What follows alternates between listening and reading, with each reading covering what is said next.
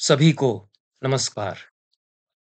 हम नाट्यशास्त्र की सैद्धांतिक परंपरा और प्रायोगिक परंपरा दोनों पर, दोनों के ऐतिहासिक विकास क्रम पर विहंगम दृष्टिपात करेंगे। चाहे नाट्यशास्त्रीय सिद्धांतों का उद्गम और विकास के इतिहास पर बात करें या नाट्यशास्त्रीय प्रयोगों पर, भारत में प्राचीनतम नाटक के प्रयोगों के इतिहास पर बात करें, प्राचीनतम काल से लगाकर मध्यकाल और उसके बाद आज तक के संस्कृत परंपरा के नाटकों के प्रयोगों के इतिहास पर विचार करें। यह पूरा इतिहास कई सहस्राब्दियों में, यह इसकी विकास यात्रा कई सहस्राब्दियों में विस्तीर्ण है। आज से लगभग 10,000 वर्ष पहले या उसके भी पहले से नाट्यशास्त्र की भारत में रंगमंच की परंपरा की विकास यात्रा आरंभ हो जाती है और इस विकास यात्रा को हम 5 चरणों में विभाजित कर सकते हैं। पहला चरण, जो नाट्यशास्त्रीय सिद्धांतों के उन्मेष का और प्रयोगों के भी उन्मेष का काल है, आरंभ का काल है, वह भरत मुनि के पहले की लगभग 8 या इससे अधिक सहस्राब्दियों में विस्तीर्ण है और हम कह सकते हैं कि ईसा से 8,000 साल पहले से लगा करके और 300 ईस्वी तक का जो काल है, वह इस विकास यात्रा का पहला चरण है। दूसरा चरण 300 ईस्वी पूर्व से 300 ईस्वी तक का काल है। यह नाट्यशास्त्र के सिद्धांतों का और प्रयोगों का भी व्यवस्थापन काल है। लगभग 600 वर्ष की अवधि है और इसी अवधि में भरत मुनि का नाट्यशास्त्र भी सामने आ जाता है, अपने लिखित रूप में प्रस्तुत हो जाता है, संग्रह उसका कर लिया जाता है। तीसरा चरण, उसको हम भाष्य काल या विस्तार काल कह सकते हैं, और 300 ईस्वी से लगा करके 1000 ईस्वी तक यह जो 7 लगभग शताब्दियां हैं,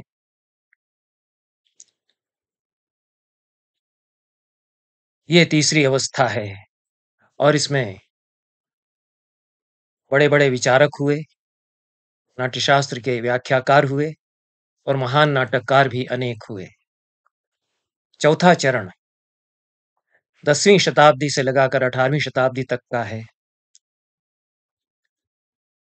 लगभग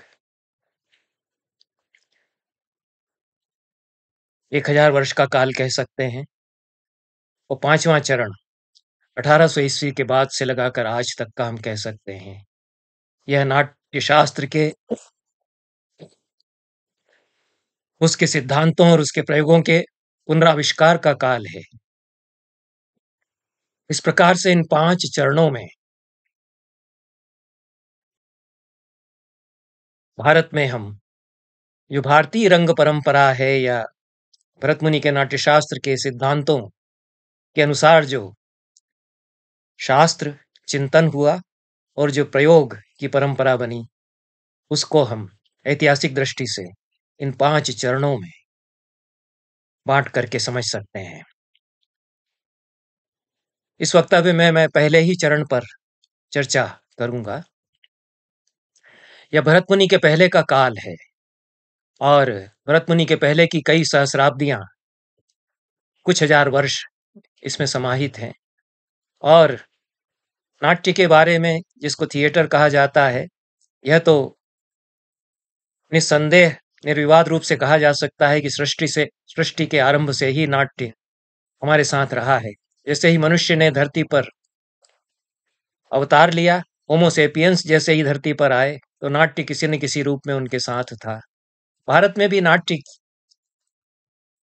की कला, नृत्य की कला अनादिकाल से रही है और इसके प्रमाण भी हमको साक्षात मिल जाते हैं। जो प्राचीन गुफाएं हैं, भीमबेटका की गुफा है, उदयगिरी खंडगिरी की गुफाएं हैं, सागर के पास आपचन की गुफाएं हैं। पूरे देश में ऐसी अनेक गुफाएं हैं जिनमें कि शैल चित्र मिलते हैं, नृत्य और नाट्य की गतिविधियों का चित्रांकन मिलता है। और ये प्राचीनतम गुफाएं आज से 25,000 साल पहले की लगभग हैं। इनमें से जो सबसे प्राचीन गुफाएं हैं, इतनी प्राचीन परंपरा साक्षात प्रमाणित होती है। उसके कितने हजार वर्ष पहले से ये चली आ रही है परंपरा, यह नहीं कहा जा सकता।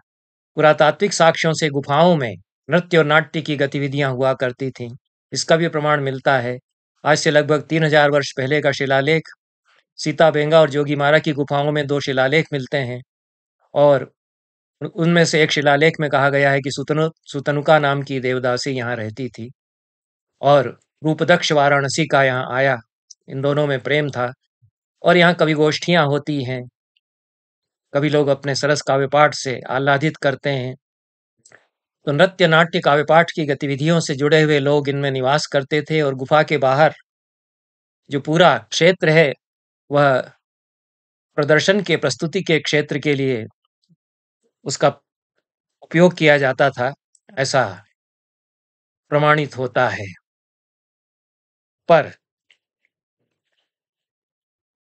भारत में तो जो हमारा प्राचीन साहित्य है, वेद हैं, उनसे सुस्पष्ट साक्ष्य मिलता है। और आज से लगभग 8,000 साल पहले कम से कम ऋग्वेद प्रस्तुत हो चुका था।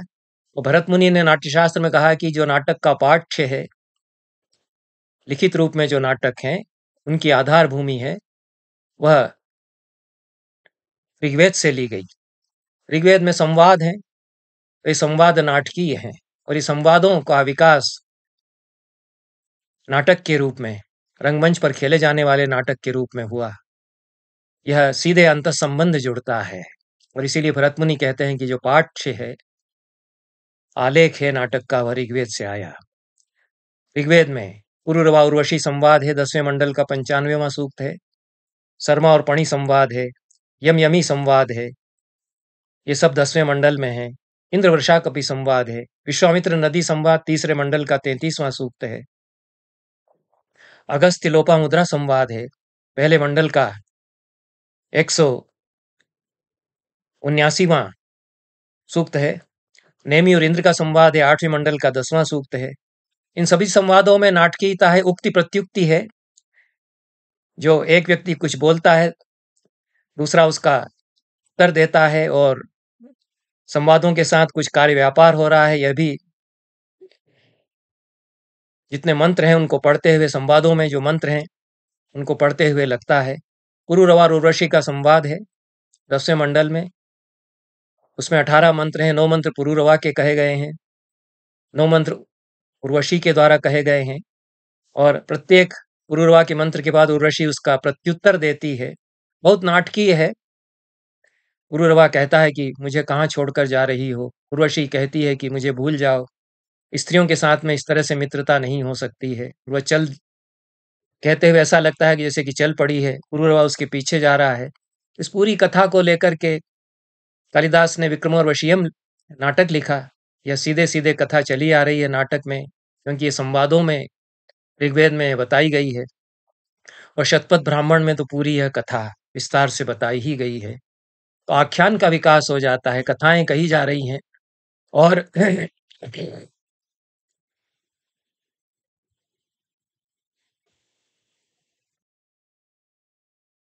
और जो कथा कथन की शैली है, आख्यान है, उनसे हमारे रंगमंच का भी विकास हो रहा है। नृत्य, संगीत, जो वैदिक समाज है उसमें अंतरंग रूप से समाहित है। मृत्यु सूक्त ऋग्वेद के 10वें मंडल का सूक्त है। उसमें ऋषि कहते हैं कि इस शव को हमने जमीन में, धरती में गाड़ दिया है। अब नृत्य के लिए, आनंद के लिए हम संसार में वापस लौटते हैं। पृथ्वी सूक्त अथर्ववेद का है। उसमें कहते हैं कि यह वही धरती है जिस पर कि अगणित मनुष्य गीत गाते हैं, नृत्य करते हैं। अस्याम गायंती नृत्यंती मानवाह, ऐसा कहते हैं। इसके साथ ही यज्ञों में संवादों का अभिनय होता है, और यज्ञों में अभिनीत होने वाले संवाद दिए गए हैं श्रौत सूत्रों में, वह यज्ञ की आनुष्ठानिक विधि के अनिवार्य अंग हैं। लाट्यायन श्रौत सूत्र में और कात्यायन श्रौत सूत्र में ब्रह्मचारी पुंशली संवाद और अध्वर्यु सोम विक्रयी संवाद बताया गया है। और ये सोमयाग की विधि में उसकी विधि का, उसके अनुष्ठान का अनिवार्य अंग है कि इसका अभिनय होगा। जो अध्वर्यु है वह सोम खरीदने वाले का अभिनय करेगा, और जो यज्ञ करने वाले पुरोहित आदि हैं उन्हीं में से एक सोम विक्रेता का अभिनय करेगा। कहाँ वो खड़े होंगे, किस तरफ मुंह करके खड़े होंगे, किस प्रकार से एक दूसरे से संवाद कहेंगे, इस संवाद को 4 बार दोहराएगा। ये पूरा नाट्य निर्देश के साथ में संवाद किया जाता है। अनुष्ठान और नाटक एक दूसरे से इस तरह से जुड़ जाते हैं कि अनुष्ठान नाटकमय हो जाता है, नाटकीय हो जाता है, और नाटक आनुष्ठानिक हो जाता है। तो यह रिचुअलिस्टिक थिएटर और थिएटर में रिचुअल, रिचुअल में थिएटर, ये प्राचीन संस्कृतियों में जहाँ जहाँ नाटक और रंगमंच विकसित हुए उनमें भी इस प्रकार की प्रक्रिया हुई है। विस्तार से यह संवाद दिया गया है लाट्यायन श्रौत सूत्र में कि अध्वर्यु में से एक अध्वर्यु जिसके पास सोम है, वह दूसरे को पकड़ा देता है कि इसको तुम पकड़ो, अब तुम्हारे साथ हम इस संवाद का अभिनय करेंगे।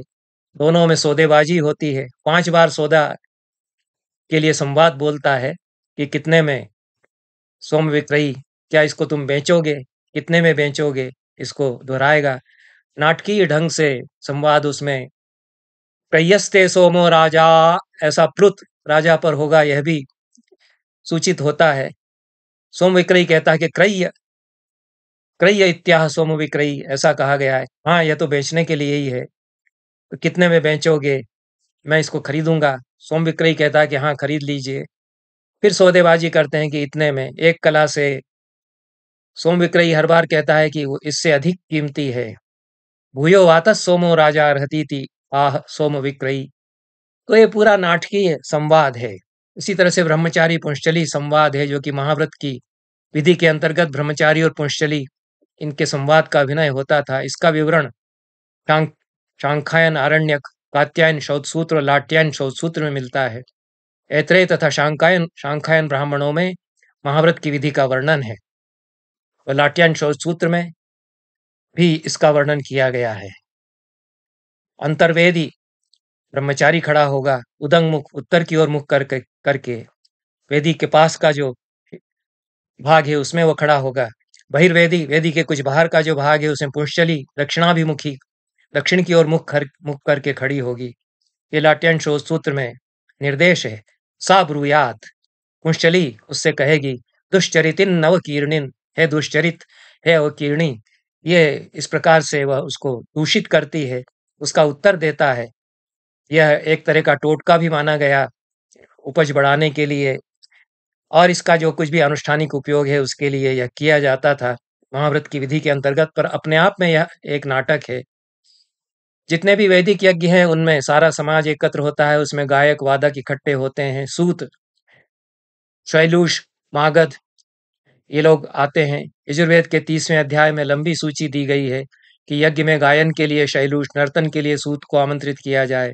नृत्ताय सूतम, गीताय शैलूषम, कार्वे रथ कर्माणम, यह लंबा मंत्र है जिसमें कि कितने कारीगर, कितने शिल्पी और कितने गायक वादक, सूत जिनको की आख्यान सुनाने वाले, नाटक का भारत में आरंभ करने वाले कलाकार वो हैं, वे यहाँ आते थे।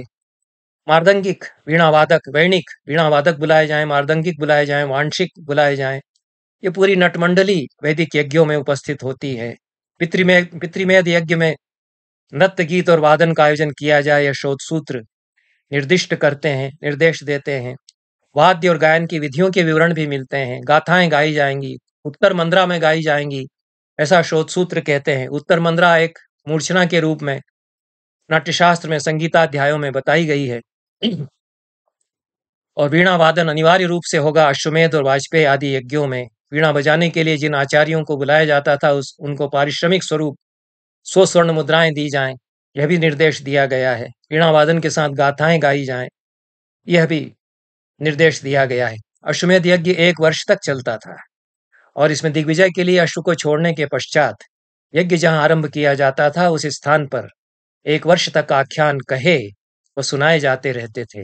इनको पारिप्लव आख्यान कहा गया है और शतपथ ब्राह्मण में निर्देश दिया गया है कि 360 दिन 10-10 दिन के 36 आख्यान चक्र पूरे किए जाएं। इस प्रकार से साइकिल जो कथाओं के आख्यानों के जो चक्र हैं वो 360 दिनों में 36 चक्र पूरे कर लिए जाते थे। प्रत्येक चक्र में 10-10 कथाएं या आख्यान कहे जाते थे और यह आख्यान बात के आचार्य बताते हैं कि रंगमंच पर अभिनीत होने वाले नाटक का ही रूप ले लेता है। आख्यान सत्ताम तल लभते यद्यभिनयन पठन गायन ग्रंथिक एक कथयति गोविंदवत अवहिते सदसी। आख्यान का पाठ करता है, गायन करता है और उसके अगल बगल में दो पारिपार्श्विक खड़े होकर के उसका साथ देते हैं, तो यह नाटकीय रूप ले लेता है। ऐतरेय ब्राह्मण में राजसू यज्ञ में पुनश्चेप आख्यान की प्रस्तुति होता के द्वारा की जाए, ऐसा बताया गया। यह प्रस्तुतियों का उपक्रम वैदिक यज्ञों के साथ हो गया। इसके साथ ही एक सौंदर्य शास्त्र की रूपरेखा भी तैयार हो गई। वेदों में, ऋग्वेद में, अथर्ववेद में बहुत सारे शिल्प कलाओं और नाटक और सौंदर्य शास्त्र से जुड़े हुए शब्द मिलते हैं, पारिभाषिक शब्द मिलते हैं। रस की चर्चा आती है, अलंकार की चर्चा आती है और इसी क्रम में ऐतरेय महिदास एक महान विचारक के रूप में हमारे सामने आते हैं। एक सौंदर्य शास्त्री, विश्व के बड़े सौंदर्य शास्त्री और कदाचित सबसे प्राचीन सौंदर्य शास्त्री विश्व के बड़े चिंतक, वे अपने ऐतरेय ब्राह्मण में विचार करते हैं कि शिल्प क्या है, संस्कृति क्या है। और दो प्रकार का शिल्प वे बताते हैं, दैव शिल्प और मानुष शिल्प। ईश्वर के द्वारा रचित सृष्टि ही दैव शिल्प है। उसकी अनुकृति में मनुष्य कुछ बनाता है तो मानुष शिल्प होता है। तो अनुकृति नकल नहीं है, ईश्वर की तरह हो जाने के लिए किया जाने वाला व्यापार, ईश्वर की सृष्टि को फिर से रचने के लिए किया जाने वाला व्यापार अनुकृति है। और उसके बहुत सारे उदाहरण देकर के बताते हैं कि संसार में हाथी होता है, उसकी अनुकृति में कोई काष्ठ के खिलौने में हाथी बनाता है। ये सारे कारीगर अनुकृति करते हैं, संसार को फिर से रचते हैं और यह शिल्प ही सारे संसार में फैला हुआ है। सारा जगत शिल्पमय है, छंदोमय है, यह भी कहते हैं। छंदस की अवधारणा वो प्रस्तुत करते हैं। सूत आता था वैदिक यज्ञों में, वही सूत स्थपति भी है, वास्तुविद्या विशारद भी हो जाता है, आर्किटेक्ट भी है, पौराणिक भी है, आख्यान भी वह सुनाता है, पुराण सुनाता है। तो यह महाभारत इसका सुस्पष्ट साक्ष्य देता है कि जन्मेजय के नाग यज्ञ में सूत जो बुलाए गए, जो सूत आया वह स्थपति था, बुद्धि संपन्न था, वास्तुविद्या विशारद था। सूत्रधार भी वही था, क्योंकि हाथ में नापने के लिए, वैदिक यज्ञ के लिए जो वेदी बनाई जाने वाली है उसकी नाप के लिए डोरी लेकर के चलता था। और सूत भी वह है, पौराणिक भी वह है, पुराण भी वही सुनाता है। तो स्थपतिर्बुद्धि संपन्नो वास्तु विद्या विशारदः इत्यब्रवीत सूत्रधारः सूतः पौराणिकस्तथा। ऐसा आदि पर्व के 51वें अध्याय में एक ही व्यक्ति के लिए कहा गया। ये पूरी सूत जाति थी, यह अनेक प्रकार के शिल्पों में, आख्यानों को बचाए रखने में, जो हमारी कथाओं की जातीय धरोहर है उसको बचाए रखने में लगी हुई थी। तो आश्चर्य नहीं होना चाहिए कि वैदिक भाषा में नाटक, पूरे के पूरे नाटक लिखे गए और खेले जाते थे। अभी तक इसका प्रमाण नहीं मिला था, और सुपर्णाध्याय अब प्रकाशित हो चुका है, जो वैदिक भाषा में 1000 साल से भी पहले लिखा गया एक नाटक है। यह रोमन लिपि में जर्मन विद्वान वेबर के शिष्य एलिमर ग्रुबे ने लैटिन में रचित भूमिका के साथ इसको प्रकाशित किया था बहुत पहले, और हर्तेल ने इसका जर्मन भाषा में भी अनुवाद किया। भारत में यह प्रकाशित नहीं हुआ था, भारत में इसका पता नहीं था। वेद के जाने माने विद्वान प्रोफेसर गयाचरण त्रिपाठी ने इस वैदिक नाटक को देवनागरी संस्करण में प्रस्तुत कर दिया है और यह प्रकाशित रूप में यहाँ पर हमारे यहाँ उपलब्ध भी है। यह इंद्र महोत्सव के अवसर पर खेला जाता था, वैदिक भाषा में लिखा गया यह नाटक, ऐसा गयाचरण त्रिपाठी बताते हैं। और भाद्रपद के महीने में शुक्ल पक्ष की द्वादशी के दिन इंद्र महोत्सव का आयोजन होता था। कौशिक ग्रही सूत्र और अथर्व परिशिष्ट में इंद्र महोत्सव का वर्णन मिलता है। और एक और नाटक इसी प्रकार का मिलता है, सामवेद की परंपरा का नाटक है अमृताहरणम। तो सुपर्णाध्याय और अमृताहरणम, ये दोनों ही नाटक गरुड़ के द्वारा स्वर्ग से अमृत लाने की कथा, जो बड़ी रोचक कथा है और अद्भुत रस से परिपूर्ण है, वीर रस भी उसमें है। गरुड़ किस प्रकार से पराक्रम करते हुए अपनी माँ को दासत्व से मुक्त करने के लिए स्वर्ग जाकर के युद्ध करते हुए इंद्र तक को संग्राम में परास्त करते हुए उठा करके स्वर्ण कलश, उठा करके अमृत कलश लेकर के आते हैं। इस पूरी कथा का नाटकीय रूप सुपर्णाध्याय इस नाटक में मिलता है। और सांकेतिक रूप में तो ये कथा बहुत पहले से चली आ रही है। ऋग्वेद में इसका संकेत है। कृष्ण यजुर्वेद और शतपथ ब्राह्मण, ऐत्रेय ब्राह्मण, इनमें भी गरुड़ के द्वारा अमृताहरण की पूरा कथा संक्षेप में सूचित की गई है। तो यह सुपर्णाध्याय नाटक 15 सूक्त इसमें है। वो 15 सूक्त पूरे नाटक के एक एक अंक के समान है, ऐसा गयाचरण त्रिपाठी कहते हैं। और इनमें साक्षात युद्ध का प्रदर्शन गरुड़ और इंद्र का नहीं किया गया है, उसका प्रस्तोता या सूत्रधार वर्णन करता है कि अब गरुड़ इस प्रकार से युद्ध कर रहे हैं। तो यह एक कोरस की शैली भी का भी प्रयोग, एक समूह कथा कथन कर रहा है, इस शैली का प्रयोग इसमें किया गया है, ऐसा प्रतीत होता है। और पात्रों के संवाद हैं वो उनके ही मुंह से कहलवाए गए हैं। कद्रू और विनता आपस में झगड़ा करती हैं, तो कद्रू के संवाद बहुत ही नाटकीय संवाद हैं, वो इसमें सूचित किए गए हैं। और दोनों में शर्त जो लगती है उसमें विनता हार जाती है और दासी उसको बन करके रहना पड़ता है। यह कथा आगे इस प्रकार से बढ़ती है। गरुड़ अपनी मां को दासत्व से मुक्त कराने के लिए, जैसा दोनों में शर्त हुई थी कि अमृत अगर मुझे दे दोगी तो दासत्व से मैं तुम्हें मुक्त कर दूंगी, तो अमृत लेने के लिए गरुड़ चले जाते हैं और वे उस कक्ष में चले जाते हैं जहां की अमृत रखा हुआ है। इसमें इंद्र बृहस्पति से पूछते हैं कि जिस स्थान पर अमृत कलश स्थापित है वहां से यह कैसा स्वर आ रहा है। ये पूरी नाटकीयता है और घटनाओं का इस प्रकार से प्रदर्शन किया जा रहा है, ऐसा हमको लगता है। ऋग्वेद में, अथर्ववेद में नृत्य करने के अनेक उल्लेख मिलते हैं और देवताओं को नृतु कहा गया है। उषा के लिए नर्तकी के रूप में वर्णन किया गया है। तो यह समय है जबकि नाट्यशास्त्र का सबसे प्राचीन ग्रंथ भी वैदिक काल में लिखा गया और शिलाली का नटसूत्र है, उसका उल्लेख पाणिनि ने किया है। भरतमुनि के बहुत पहले एक ग्रंथ नटों के लिए, जो नाटक में अभिनय करने वाले लोग हैं, उनके लिए लिखा गया था। और शिलाली का वर्णन वैदिक पुरोहितों के बीच में आता है। यह वैदिक काल का यज्ञ संपादन करने वाला एक पुरोहित है और उसकी परंपरा आगे चलती है। तो शिलालिनो नटाः ऐसा फिर व्याकरण में बताया जाता है। शिलाली के जो अनुयायी हैं उन्होंने नाट्यशास्त्र को आगे बढ़ाया और वो नट कहलाए। यह वैदिक काल की परंपरा में नाट्यशास्त्र की परंपरा इस रूप में विकसित हो जाती है। और पूरा यह जो काल है ईसा के पहले की कई सहस्राब्दियों का, कम से कम 8 सहस्राब्दियों का, इसमें नाटक के पाठ्य की उपलब्धि हुई वैदिक सूक्तों की रचना के द्वारा। यज्ञ के अनुष्ठानों में संवादों की प्रस्तुतियों तथा संगीत व नृत्य के आयोजनों के द्वारा नाट्य की परंपरा प्रारंभ कर दी गई और सूत जाति का उदय इस काल में हुआ, जिसने कि स्थापत्य, यज्ञ मंडप बनाना, यज्ञ वेदी बनाना, ये कार्य किए, शिल्प के कार्य किए, काष्ठकार के रूप में रथों का निर्माण, काष्ठ की आकृतियों का निर्माण, यह कार्य भी किया। और सबसे बड़ा कार्य उन्होंने यह किया कि जो पुराणों की धरोहर थी, जातीय आख्यानों की धरोहर थी, उसको उन्होंने वाचिक परंपरा में बचा करके रखा। गा गा करके वे आख्यान सुनाते रहे, पुराणों का प्रवचन करते रहे। ये कई सहस्राब्दियों तक सूतों ने हमारे आख्यानों को नाटकीय रूप देकर के प्रस्तुत करने की परंपरा का निर्वाह किया।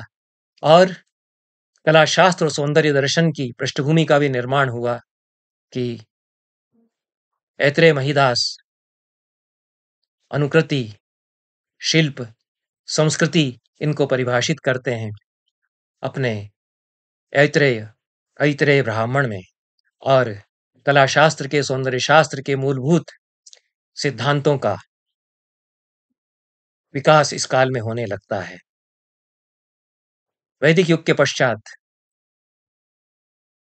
बुद्ध और महावीर आते हैं 6ठी शताब्दी ईसा पूर्व में, और उनके बुद्ध के त्रिपिटक साहित्य में नाटकों के अनेक उल्लेख मिलते हैं।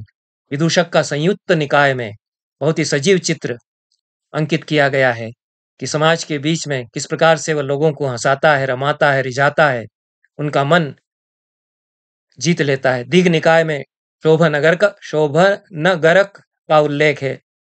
शोभनगरक का अर्थ नटों की मंडली है। कीटगिरी की रंगशाला का उल्लेख बौद्ध साहित्य में मिलता है।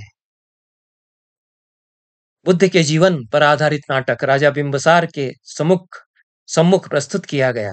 बिंबिसार ने इस नाटक को खेलने के लिए एक नटमंडली को आमंत्रित किया और उस मंडली के सूत्रधार ने स्वयं बुद्ध की भूमिका उस नाटक में की। यह भी बौद्ध साहित्य में पता चलता है।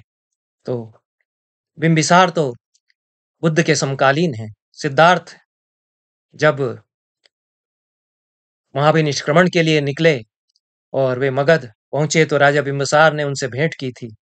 तो यह उनका बुद्ध के समकालीन होने से इस काल में आगे चल करके बिंबिसार उन्हीं बुद्ध की जीवनी पर आधारित नाटक कराते हैं।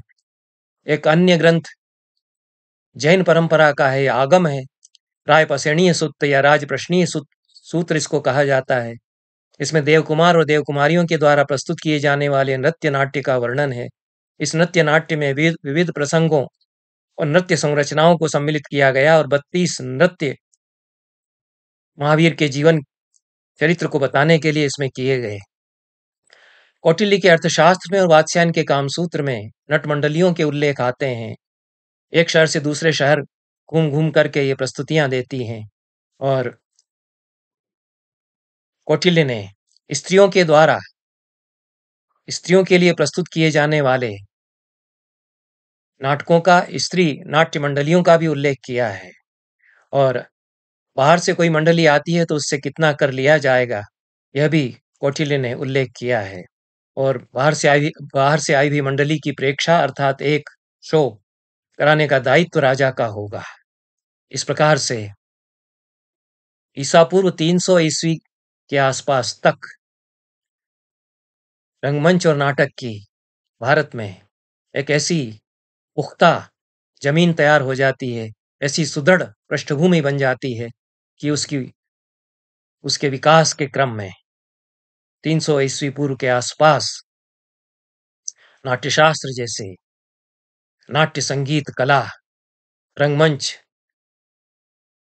वास्तु, इन सारे शास्त्रों का एक विश्वकोशात्मक ग्रंथ तैयार किया जाता है। यह पहला चरण प्रागैतिहासिक काल से कम 8000 ईस्वी पूर्व से लगा करके वो 300 ईस्वी पूर्व तक चलता है। दूसरा चरण जो 300 ईस्वी पूर्व से 300 ईस्वी तक का है, लगभग यह समय हम कह सकते हैं।